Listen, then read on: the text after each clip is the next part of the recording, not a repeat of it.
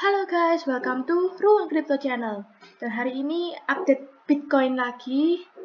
Kemarin kita sempat menggambar bahwa Bitcoin ini berpotensi untuk membentuk bearish Elliott Wave yang kemudian harga arah pergerakannya akan dapat seperti ini, yaitu A, B, kemudian C. Nah, untuk kita melihat lebih jelasnya lagi, kita ganti ke time frame yang 4 jam dulu ya teman-teman. Nah, di time frame 4 jam ini kita bisa melihat bahwa ternyata saat ini Bitcoin ini sudah berjalan sesuai dengan analisa kita, yaitu bahwa dia sekarang menuju ke arah A dan tertahan di resisten pertamanya dia. Di mana resisten pertama daripada Bitcoin ini adalah di area di sini terjadi adanya resisten beberapa kali pemantulan. Di pemantulan pertama, kedua, dan terakhir ketiga di sini di area kurang lebih 39.000 sampai 38.000. Dan bisa kita lihat sekarang bahwa Bitcoin ini sempat mengalami breakout, tapi ternyata dia kembali lagi menuju ke bawah karena adanya di sini kita biasanya bisa sebut dengan adanya false breakout, sehingga dia tertahan oleh resistennya dan tidak berhasil untuk melanjutkan kenaikan ke atas, tapi koreksi dulu menuju ke bawah. Dan bisa kita hapuskan dulu mungkin dari Elliott Wave-nya, kemudian dari correction wave-nya juga. Nah, kita juga bisa lihat bahwa kita menggunakan saat ini moving average 50 dan 100. Moving average 50 sekarang mau juga ditembus oleh harga pergerakan daripada Bitcoin ini, tapi ternyata juga masih tertahan di moving average 50. Sementara kita bisa melihat bahwa di time frame one day, moving average 50 dan 100-nya masih membentuk dead cross, di mana moving average 50 memotong 100 menuju ke bawah. Dan bisa kita kembalikan kembali di time frame 4 jam, kita bisa melihat juga bahwa sebenarnya Bitcoin ini saat ini sedang mengalami breakout daripada downtrend channel-nya. Bisa kita gambarkan kemarin bahwa downtrend channel-nya kita menggunakan parallel channel itu bisa seperti ini, menggabungkan antara swing high low terakhir dan juga swing low terakhir yang terlihat terjadi beberapa pemantulan. Saat ini Bitcoin sudah mengalami break daripada downtrend channel-nya, dan sebenarnya break ini adalah pertanda yang bagus, di mana seharusnya jika terjadi break itu maka dapat melanjutkan kenaikan kurang lebih sampai ke titik resisten selanjutnya. Mungkin kurang lebih seperti ini.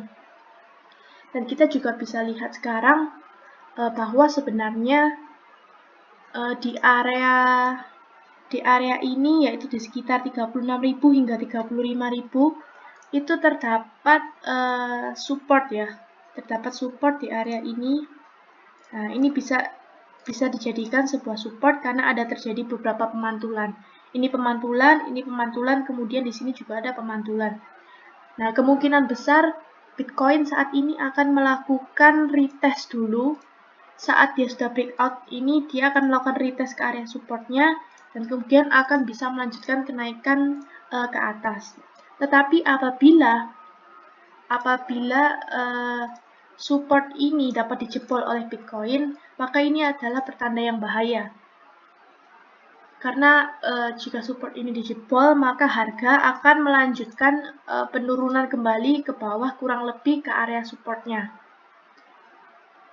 di sekitar 29.000. Dan saat menyentuh supportnya ini, kita juga nggak tahu apakah dia malah menuju ke bawah, apakah dia mungkin akan mengalami pemantulan kembali ke atas. Jadi untuk saat ini menurut saya ini masih dalam fase yang riskan. Jadi kita harus wait and see dulu bagaimana Bitcoin ini beraksi saat ini.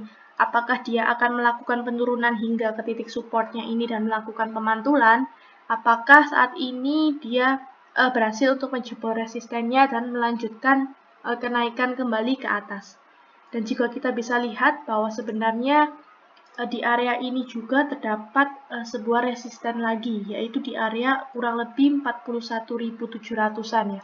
Di sini Ini kita beri tanda putih aja. Nah, di sini juga ada resisten selanjutnya yang menjadi penghambat daripada Bitcoin ini. Dan kita juga bisa lihat apabila resisten putih ini di 41.700 ini bisa ditembus, potensi yang selanjutnya terjadi akan Bitcoin pasti akan melanjutkan bulurannya dia dan bisa saja mencapai kembali all time high-nya dengan waktu yang cepat. Nah, untuk saat ini pergerakan Bitcoin diproyeksikan dapat seperti ini. Dan jika kita bisa lihat juga menggunakan time frame yang lebih kecil, yaitu di 1 hour atau 1 jam, kita juga bisa melihat bahwa saat ini Bitcoin tetap masih tertahan di resistennya dan membuat sebuah base baru di time frame 1 hour, yaitu membentuk sebuah base di area ini. Nah, yang kemungkinan terjadi di area ini dia akan mengalami pemantulan kembali ke atas. Jika kita menggambarkan menggunakan trend line, kita bisa menggambarkan bahwa Bitcoin akan seperti ini. Dan jika kita juga bisa melihat dengan adanya indikator, kita bisa melihat menggunakan indikator RSI atau Relative Strength Index. Nah, kita bisa melihat bahwa di time frame 1 jam ini, Bitcoin mengalami adanya divergence. Apa itu divergence, teman-teman? Divergence itu adalah situasi di mana pada saat harga ini melakukan penurunan, tetapi ternyata indikator RSI-nya menunjukkan bahwa harga ini mengalami kenaikan. Yang artinya bahwa saat harga ini mengalami penurunan, harga ini sudah menuju kepada titik jenuh daripada penjualan. Sehingga indikator RSI ini menunjukkan bahwa harga sebentar lagi akan melakukan pembalikan arah dari bearish menuju bullish. Kita juga bisa melihat di dalam time frame yang lebih besar lagi, yaitu di 4 hour menggunakan indikator yang namanya stokastik. Stokastik. Kita menggunakan stokastik yang 1433 untuk yang lebih akuratnya. Kalau untuk biasanya para scalper itu biasanya dia menggunakan stokastik 533 untuk jangka yang sangat pendek, untuk beberapa jam atau beberapa menit saja. Dan bisa kita lihat juga bahwa sebenarnya di stokastik 1433 ini Bitcoin mengalami yang namanya dead cross. Ini dead cross di mana garis biru menyilang merah ke bawah. Jadi stokastik ini sama dengan RSI, teman-teman. Jadi kalau di atas 80 dia menandakan adanya overbought, maka harga akan menuju ke bawah mengalami koreksi. Dan jika harga di bawah 20, maka harga ini mengalami oversold, yang artinya akan ada jenuh jual yang mengakibatkan harga ini nantinya akan naik. Dan kemungkinan sekarang ini yang terjadi pada saat ini membentuk dead cross atau harga akan mengalami koreksi yang terjadi yaitu koreksi sebesar ke titik support yang dibuat oleh Bitcoin ini, yaitu di area kurang lebih 35 ribuan sebelum dia bisa melanjutkan kenaikan lagi ke atas. Dan jika kita bisa melihat menggunakan time frame one day-nya, dalam time frame one day-nya stokastik di dalam one day-nya ini mengalami golden cross, teman-teman. Jadi di sini ada golden cross di mana garis biru menyilang garis merah ke atas yang menandakan bahwa tren ini akan berbalik arah dari bearish menjadi bullish.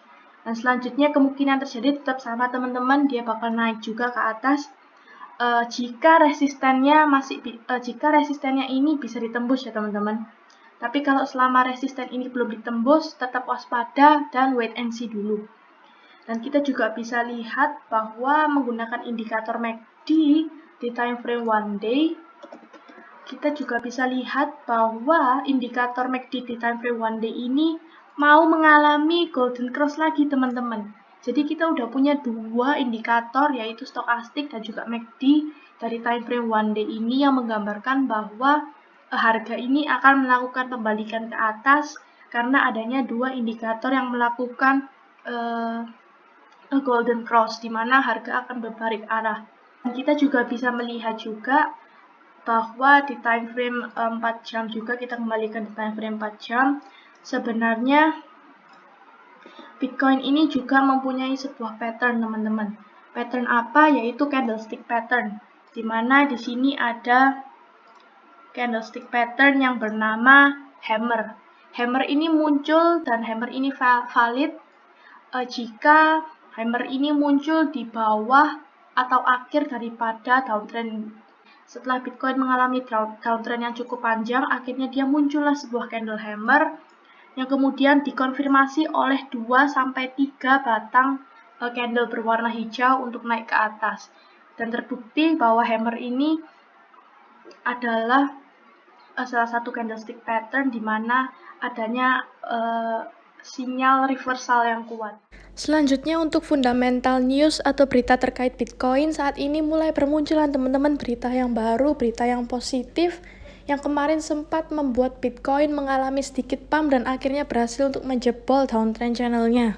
Seperti berita yang satu ini yang kemarin malam muncul dan sempat membuat heboh, yaitu salah satu investor dan juga merupakan seorang miliarder terkaya nomor 136 di dunia dan juga ke-29 di Amerika, akhirnya mengungkapkan bahwa ia juga memiliki beberapa Bitcoin, teman-teman, yang artinya bahwa saat ini banyaknya miliarder-miliarder atau bilioner-bilioner yang saat ini mulai masuk ke dalam dunia cryptocurrency, terutama dalam Bitcoin.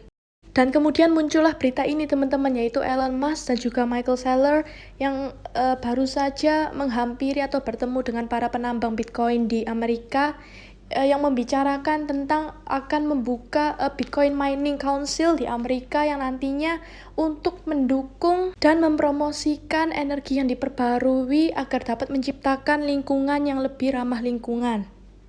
Dan jika berita positif daripada Bitcoin ini terus bermunculan, teman-teman, maka harga Bitcoin ini akan cepat mengalami rebound atau recovery sehingga harga akan bisa lebih cepat kembali untuk berbalik ke atas, teman-teman.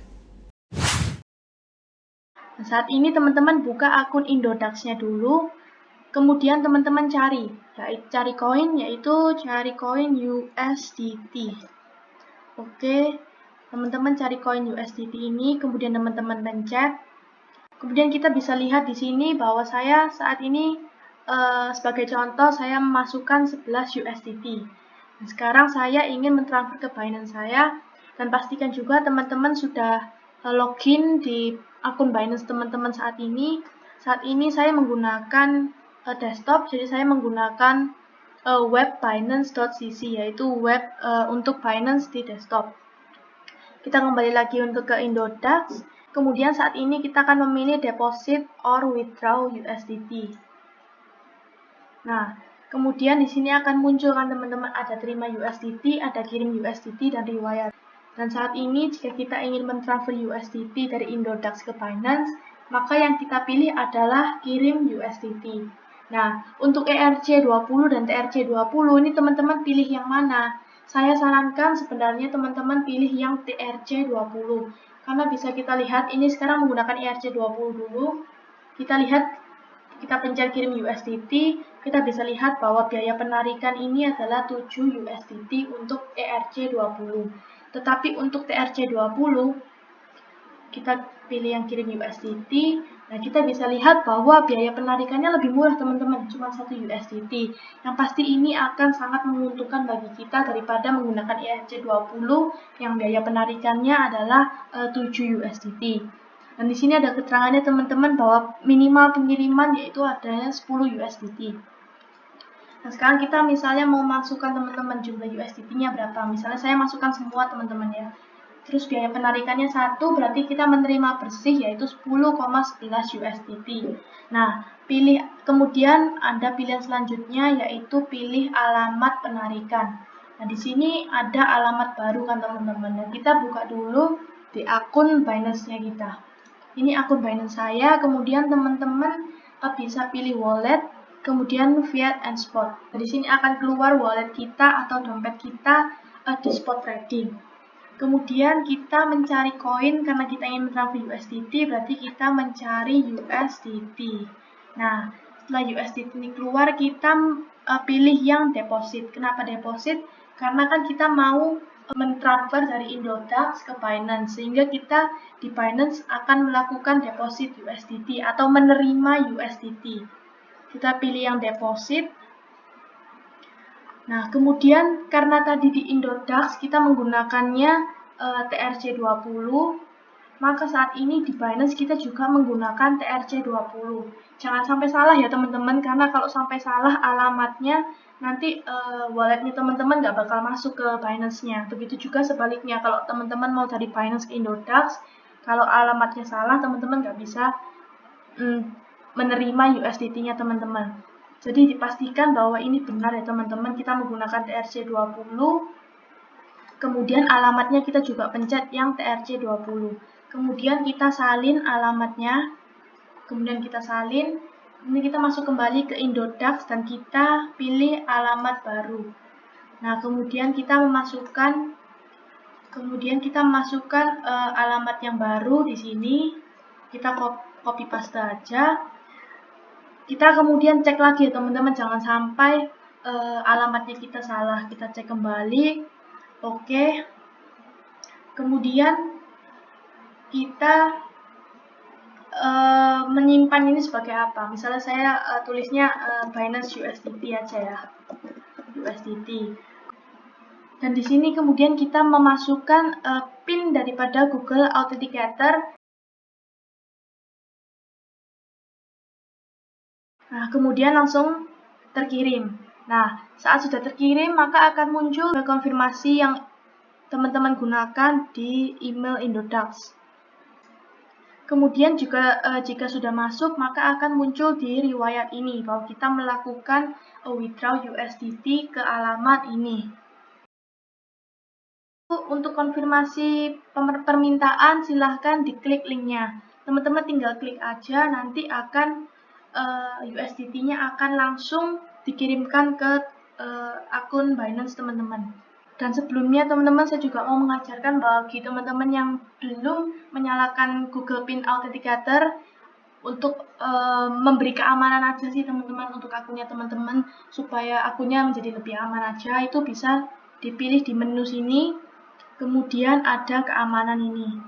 Nah, di sini ada Google Authenticator dan teman-teman nanti bisa nyalakan aja, lalu download aplikasi Google Authenticator yang kemudian nanti teman-teman tinggal masukin aja. Kalau misalnya mau melakukan withdraw, mau login, tinggal masukin aja PIN Google Authenticator yang ada di aplikasi tersebut. Nah, setelah teman-teman tadi mengkonfirmasi untuk pengiriman USDT dari emailnya teman-teman, maka saat ini statusnya berhasil teman-teman. Dan sekarang benar bahwa akun kita, nah sekarang kita sudah bertambah di sini bahwa kita sekarang mempunyai 10,11 USDT di spot wallet kita. Jadi saat ini teman-teman kalau misalnya teman-teman mau beli kripto bisa langsung dibeli aja karena memang depositnya teman-teman sudah masuk.